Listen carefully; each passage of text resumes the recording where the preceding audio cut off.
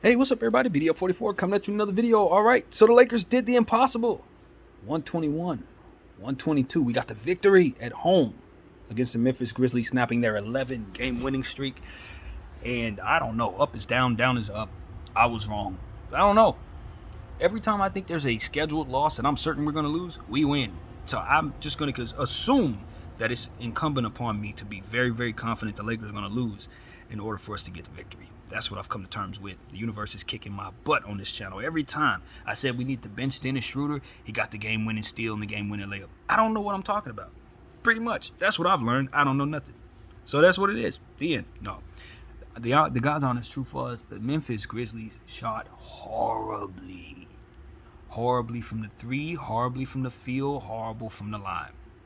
And when you do that on the road, you leave the team that you're going against an opportunity to come back, to stay in the game. And if you let teams hang around and get confidence, they'll kick down the door. And that's exactly what my Los Angeles Lakers did. I think the Memphis Grizzlies played down to the level of the opponent. I really do.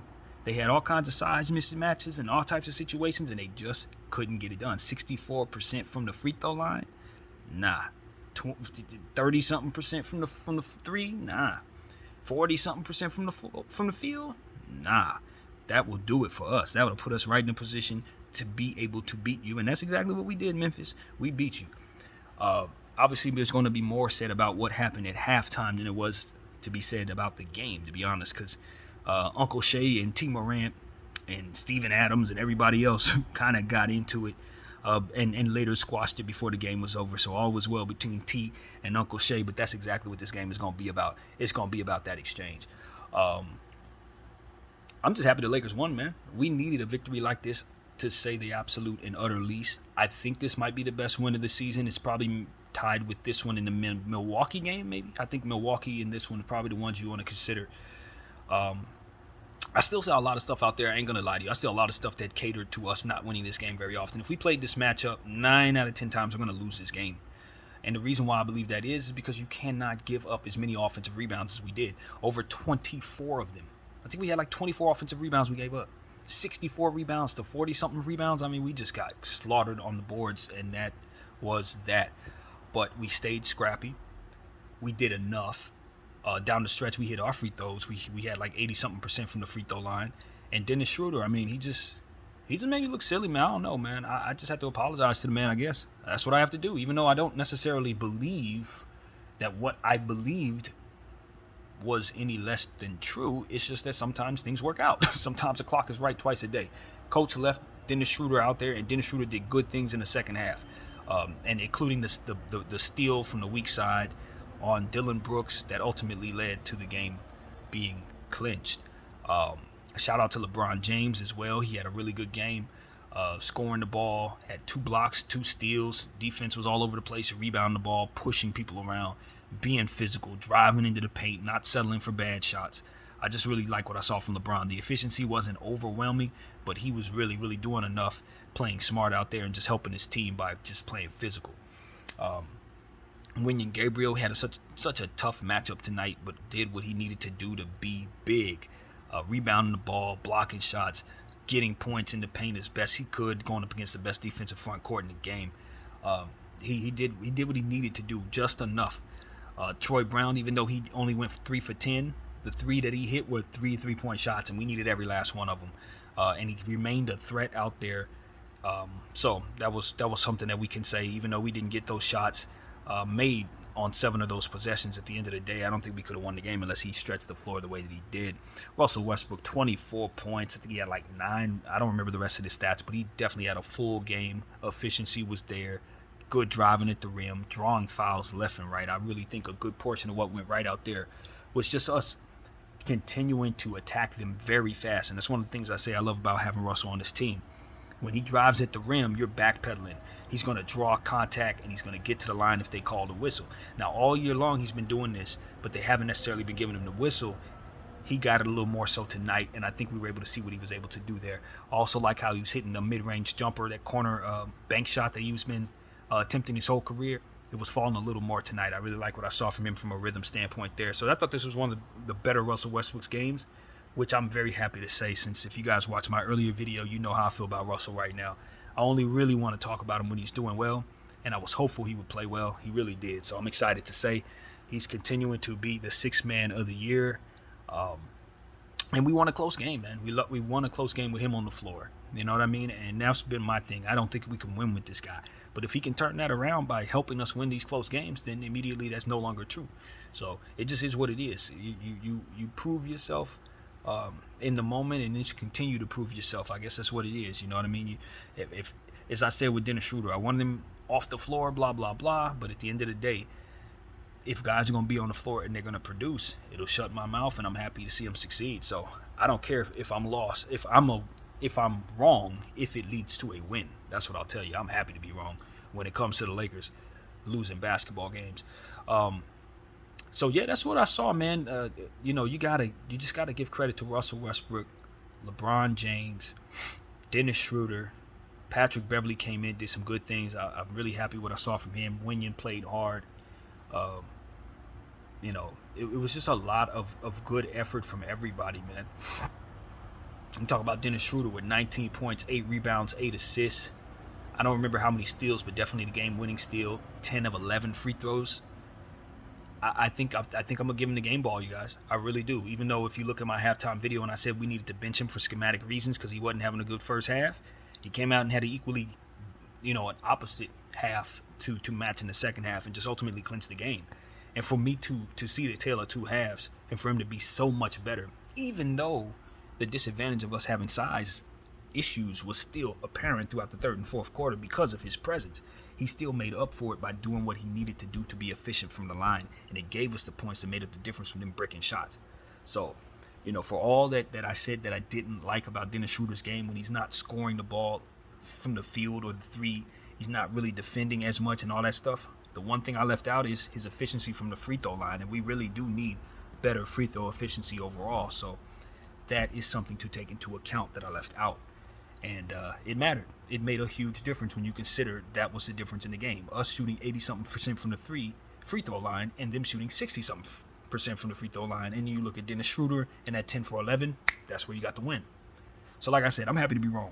And I'll be the first person to tell you I'm wrong when I'm wrong. And I was wrong. Coach pushed the button of going small ball tonight, and the players that he ran helped us win. I thought Patrick Beverley was a big part of why we were able to get a victory tonight. I thought Dennis Schroeder was a big part of why we were able to get a victory tonight. But it wasn't because he put them on the floor together with an extra point guard in Russell Westbrook. Because when that was happening, we were getting rebound over, the score was up for the Memphis Grizzlies, and we weren't having a whole lot of success. And that does not change because of what we saw. That was not true because of what we saw. They just made up for it in other areas more so, and the Memphis Grizzlies played down to the level of the opponent, which is a very, very massive part of what this was. Didn't I tell you guys Dillon Brooks would go 4 for 17? That's exactly what I said we needed him to do in order for us to win the game. That is exactly what he shot. The boy is consistent, if nothing else. 4 for 17 is what he's going to do on a lot of nights. Now, I will tell you that I think his defense was equally as good as his shooting was bad, because honestly, he was closing out on the three-point arc better than anybody I've seen all year long, and I stand by that. That is the best perimeter defender I've seen this season. He is. It's not even close. He's by himself. When I say he closes out better than anybody, I ain't seen nobody. So that's what it is, man. I've gained a great deal of respect for his ability to guard the perimeter, and if he can just find some shooting discipline, they can be an NBA champion. But I'm telling you, he is a player who, if he goes 4 for 17, it's why they lose a lot of times when they do. It's because he shoots them out of the game. So when they figure that out, and when he figures that out, he's going to be an unstoppable player. But as long as he continues to be inefficient and without a conscience, he'll play into the defense's hands, and you'll have games like tonight. Simply put, Brandon Clark was excellent. They didn't lean on him enough shooting the ball. He was 7 for 7. He missed the last couple free throws. Wouldn't he miss one of them? Very, very important, because that was a big problem for them, obviously, and he contributed to that in a major way. And that was what it was. I think the Lakers tried something tonight down the stretch of the basketball game, and we won. And it was the hacker. We hacked Steven Adams a couple times down the stretch, and we hacked Brandon Clark once. And even though he hit his 2 free throws when we did it, we got away from that. Actually, we didn't, because Kendrick Nunn then turned around and fouled someone again in a very, very silly foul. but it ultimately led to us being able to stop the clock. So it was like one of those things where it's like, even though you didn't want him to do it, it was remaining the scheme that you had for the previous 2 plays, if that makes any sense. So we fouled 3 plays in a row, sent them to the line 3 plays in a row, and it ultimately stopped the clock and got them out of rhythm in a way that allowed us to get the possessions we needed. And then being out of rhythm, I think, was what ultimately led to the stagnation of the final play, for which, Dennis Schroeder was able to come out of the weak side and take the ball from Dylan Brooks. It's just a little bit of a theory that I have that when you slow players down 6, 7, 4, or 5 plays in a row, that play, when they get back on it, is going to be one where it's going to be a little more stagnant. They're not going to be in rhythm. So I think that actually contributed to why they weren't able to execute very well down the stretch, despite having some size advantages. And I thought Coach did a better job of putting size on the floor in certain situations where it was necessary. I think when he did go small down the stretch, he did decide to foul, so it didn't put us in positions to have to play defense, which I thought was the greatest way to go, because at the end of the day, we were so at such a disadvantage defensively with our size that you kind of didn't really want to play defense. So I thought that was actually the way to go. We just got to make sure we don't foul 75% free throw shooters like Brandon Clark. We don't necessarily want to do that, but a guy like Steven Adams who's shooting, 50%, 30-something% from the free throw line, yeah, that's the only way to go. So I thought that was excellent. Speaking of Steven Adams, 17 rebounds.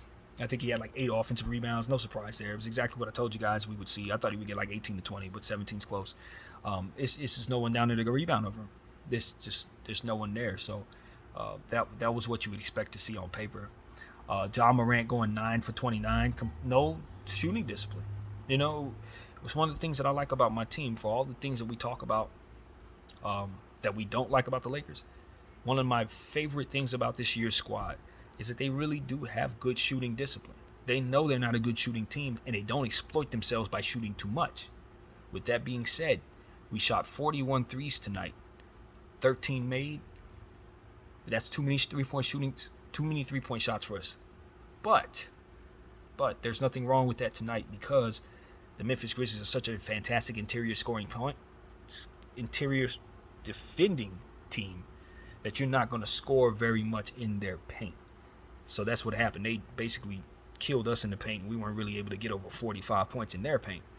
But we weren't bashful from behind the line, the three-point arc, like we usually are. And because of it, the volume allowed us to get enough makes to overcome them. So that's kind of gotten in our way in the past. We've been a little too careful. We would shoot 7 for 25, and then we would get beat by 8 and 9 points because we just didn't attempt enough. I thought the Lakers remedied that very well tonight and shot 41 threes. Even though they were bricking like crazy, we got the volume up and allowed ourselves an opportunity to get the makes we needed. So I thought that's a good sweet medium for what it is we were facing. When a team defends the paint so well, you just gotta shoot. So I like it. I like what we did there. So yeah, I was poised to tell you guys, in all honesty, that I was proud of my team in spite of a loss. But they found a way to get the victory, which makes it even greater, because they did a lot of things right despite being at a disadvantage. I thought the only way they were going to win this game is if either the refs fixed it for us or if the Memphis Grizzlies played down to the level of the opponent. And I truly believe it was the latter. They played down. And they're a bit tired, and they had shown their inefficiency beginning in the last game when they shot just about as bad as they did in this game there and were still able to get the victory. I just felt like it was time for a team who had some desire to play defense to take it to this team. And since that team was on the road, I thought, there was a slight chance that maybe we could actually do this. But I just felt like our coach wouldn't allow us to based on those disadvantages schematically. But when those small ball players step up and take advantage of every opportunity they can to do good things as opposed to what it is that they give up naturally, you could see a possibility of things working out for you. And we had luck on our side with the ball just not falling for the Memphis Grizzlies and them shooting free throws as bad as I would out there. So I genuinely could not be more happy about how the Lakers displayed a certain level of intent on just being physical despite being smaller. Pushing, shoving, dealing with huge people. LeBron James, Wenyen Gabriel, Thomas Bryant, Patrick Beverley, Dennis Schroeder, Troy Brown. They all were dealing with really, really tough matchups tonight, and they did what they needed to do to win. You know what I mean? And so I just really appreciate that our team took advantage of an opportunity to beat a very, very good team on a very bad shooting night for them. So that's what it is, man. I think we had like 10 turnovers. That's okay. We were not mad about how we turned the ball over tonight, especially against a very good defensive team. You expect to turn the ball even more. So that was cool. I think we did enough in the fast break for the most part. I don't remember what the stats was, but I don't remember being upset about it. I guess as much as I can say about it. So I think that was okay. And that's really what I had to say, man. The Memphis Grizzlies attempted 101 field goals, but were not able to hit more than 40 something of them. So when you are able to have something like that happen in your building, you get the privilege of having a crowd behind you. You get the privilege of being able to have a silent free throw line situation, and I think that really helped us, man. Having the building in our favor, yeah, that was definitely a big plus tonight. I don't know if we win this particular game in Memphis. So yeah, that's what I want to say, man. I don't want to take nothing away from my team. I just want to make sure that everybody understands that a lot had to fall in our favor in regards to them shooting the ball in extraordinarily poor way for what it is that they've been doing. I think the Memphis Grizzlies are a tired team at this point. You know what I mean? I really do. I think they're a little beat, but that's perfect for us. We like that, given the fact that we were able to take advantage of it. So yeah, man, I really do think Dennis Schroeder deserves a game ball. I really do. I think with him having such a phenomenal free throw shooting night, when the other team can't hit a free throw, him getting the game-winning steal and ultimately a game-winning layup on the foul there, which was just the most clutch thing we could ask for. And I just really appreciate that he made me eat my words, man. I really do. I'm a strange mind when it comes to stuff like that. I want so desperately to be wrong when I say I don't think the Lakers can win at all. When I say the game needs to be fixed so as to win, man, there's nothing more rewarding than to look myself in the camera and say, you was wrong, Brandon. You were wrong, BDF. Because at the end of the day, games have to be played. Games have to be played no matter what it looks like. Even if the team has the advantage in the world, just like I said in Orlando, all them 7-footers, they played down to the level of the opponent when they came against the Lakers. You know, they saw LeBron James and they saw that giant. They didn't see a guy they could beat. And I felt like the Memphis Grizzlies looked at us and saw that same thing. They looked at us, saw a giant LeBron James, and even though they had the advantage left and right, they just couldn't discipline themselves to play smart enough shooting the ball to beat us. They just weren't smart enough tonight to beat us. And that's something I love being able to say, because I don't think our team has played very smart as of late. But I thought we were much smarter this evening. I thought we did things that helped ourselves. And, that was what it was. Russell Westbrook, I think it was 4 turnovers. Bron, I think, had 3 turnovers. Everybody else had less than 1, I believe. So that's really important. When you look at Dennis Schroeder, he didn't really have, if he had 1 turnover, I'd be surprised. I don't think I saw more than 1 there if there was 1. So that is massive, man. That is massive. Especially for a guy who's played so horrible over the last 4 games after having a stretch where he looked so great for like 6 games. So, the hot and cold thing from Dennis Schroeder is something. But I'm telling you, there was no way we win this game without every one of his free throws, every one of his assists, every one of his rebounds, and ultimately that steal. We don't win the game. So that's who gets the game ball for me. Shout out to Russell Westbrook for the phenomenal 24 points off the bench, getting a bunch of assists, rebounds, just awesome play from Russell Westbrook. There's no way we win this game without what he was doing, drawing fouls down there, getting to the line and getting layups and stuff like that. There's no way, because it was him ultimately doing that put them in that foul trouble that got us all the free throws that we were able to get. And, the King, man, just poise, man. Guys were closing out to the 3-point line, breaking up plays, falling all over the floor on him, coming down, hacking him in his head. But he just kept churning. He was tired, you know what I mean? Down the last stretch of the play, he was barely getting up the court. But at the end of the day, his teammates did enough to make sure that his effort was not in vain. And I think that's all it's really about at this point. We don't expect to be an NBA champion, but we don't want teams to be able to come into our house and just be able to waltz all over us, push people around, scream chants for their own side. Nah, none of that. This is Laker land. When they come here, they're behind enemy lines, and they need to feel like they're not home. And that's what I ultimately felt tonight. I felt like the Lakers did a good job of making the Memphis Grizzlies feel like they were out of place and somewhere else. And because of it, I think we were able to make them Uh, basically you have to fold under the pressure, with respect, because that's not the way I really want to word it, but we were able to get him. We were able to capture the victory tonight. So I'm happy about that. Shout out to T. Moran and Unc for piecing that up. I think it's a big deal. That's a really big deal. And so that's pretty much the end of my thought, man. I'm a happy Laker fan. My team made me look stupid and silly, and that's exactly what I was hoping they would do. And now we can say that we've put a close win in our books, man. A close win against an elite championship level team, just like when we beat Milwaukee, just like when we beat the Denver Nuggets. And I think when you look at this game and you consider the fact that Anthony Davis wasn't out there and Jaren Jackson and Steven Adams was, you got to be very concerned if you're the NBA, considering the fact that the Lakers were able to win a game like this without Anthony Davis. That's one of them things where it's like, if the Lakers are the 8th seed and I'm the 1 seed, I don't feel all that great. Especially if Anthony Davis is 100%. The Lakers are about to be an optical illusion, because everybody and their grandmama knows that if Anthony Davis is playing at the level he played at before he got hurt, we're barely beatable. Like, you can barely beat us if he's actually playing at that level. The thing about it is, now we got players who weren't playing well last we saw him playing at a higher level. Wenyen Gabriel's got more confidence. Thomas Bryant's playing better. Dennis Schroeder's playing better. Patrick Beverly's definitely playing better. All these guys are playing better than they were when Anthony was last out here. So when he gets back, we're going to have a fuller team, y'all. We're going to be a much better basketball team in theory. And I'm looking at that and I'm saying, all you're doing is waiting for another injury, though.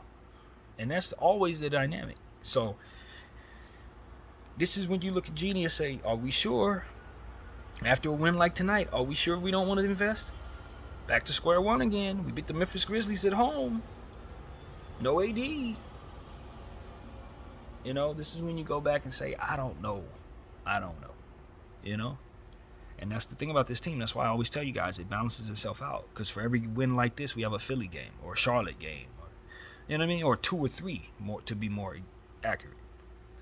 So I just hope this is the beginning stages of us learning how to win close games. The beginning stages of us finding a strategy that helps us, particularly fouling people who can't shoot the free throw. Let's limit our defensive possessions if we're going to be small. Simply put. I think it's why we won, honestly. So I just want to commend Coach for trying that. I thought the substitutions down the stretch at the free throw line, making sure Thomas Bryant, Wenyen Gabriel was on the floor, the type of stuff that we want to see coaches do. I didn't expect to see it. That's how bad things have been lately, Darvin. I didn't expect you to do common sense stuff no more, bro. So I was actually very happy to see you do little stuff like putting Thomas on the floor to rebound a free throw down the stretch. These are things we really, really need done, and I'm glad that they were. So yeah, man, we saw a couple lineups, as I said, with 3 guards. I just want us to get away from that. I really appreciate it when he put Troy Brown down there. If you want to put Dennis Schroeder and Westbrook, or Patrick Beverly and Dennis together, just make sure Troy's the 3rd player in that rotation. And of course, Bron and Wenyen, or Bron and TB are rounded out. But I just think we leave ourselves at such a disadvantage when we have 3 point guards. 3 point guards on the floor at the same time. We saw a couple situations where Jaren Jackson, he had a couple cherry picking layups, and you look to the left of him and the right of him, the 2 Lakers that were on him was Dennis Schroeder and Patrick Beverly. It's like, and then you look at the 3rd man to the left of him, and it's Russell Westbrook. It's like there's no one there to stop him from doing what he does. You know what I mean? So when we put Troy down there, it gives a little more size that can allow those other guys to kind of not be at such a disadvantage rebounding and all that other stuff. So I think that's why we won, because we didn't allow ourselves to stay into those 3 guard lineups rotations for too long. We got away from them quick, and it was the difference. So small ball is what catered to most of what went wrong. Getting away from small ball ultimately helped us a lot, and I think it's really comes down to that. And when you put them small ball players in lineups that they can work with, they can do stuff like what you saw Dennis do tonight. You know what I mean? So it's just about how you use the guys, and that's always been what it was. It's always been what it was. So I think we got away with it tonight. I'm not gonna sit up here and say Darvin did all great things in rotation. Hell no, he didn't. It was a lot of bad small ball out there tonight. But like I said, we did enough, and those small ball guys did good things.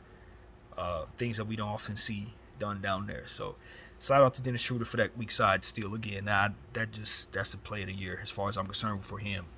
And he's doing good things in terms of getting himself back into this league and hopefully getting himself a real contract. And so that's what I got to say, man. Hopefully this is the last game we got to go without Austin Reeves, Lonnie Walker, and Anthony Davis. I know those guys are supposed to be back next week. And so I'm glad we were able to get this win without them, but I don't want to have to play too many games without them anymore. So, yeah, that's something that needs to be said. And for God's sake, couldn't you please call up Jay Huff? I've said this in every Laker video for the last 2 days. And tonight was yet another opportunity for us to need an interior defensive presence that could have helped us with some of them offensive rebounds, could have helped us with some of those issues. I think Jay Huff would have helped us a lot tonight. I'm glad we won, though. There's no sense in us saying that we needed him. We didn't need him if we won. But let's just be real. That type of size, disadvantage, you're not gonna win most nights. This is an anomaly, and you celebrate this, you appreciate it, you circle it, but you understand. You run games like this every night against the Memphis Grizzlies, you're gonna lose every night against the Memphis Grizzlies. So that's just the truth, man. I ain't never gonna lie to you guys about that, but I am happy that ultimately on this night, the clock was right. So that's what I gotta say, man. That's pretty much the end of it. I skipped over the Kobe minute accidentally, but I certainly want to salute Kobe. As always, and salute all of you guys, Laker Nation. We held it down, man. I don't think we did a good job against Sacramento, letting the Kings scream, light the beam, and all that crap. But I think we made sure that Team Morant knew they weren't home tonight, and that's what it's about. Anytime someone comes into Crypto.com arena when it's purple and gold, they need to not feel at home. I don't care if they're the Celtics, the King, the Knicks. I don't care, because a lot of these teams got a lot of fans. I don't care. They need to be drowned out, and I thought we did a good job of that tonight. So that's what I got to say, man. We must protect this house. We did that. And, I want to get a ball to Dennis Schroeder. That's what I want to do. I just really, really appreciate being wrong and being made wrong by good defensive effort and ultimately hustle. Lots of hustle. So, yeah, that's what it is, man. BDL 44. I thank you all for watching. I'm out.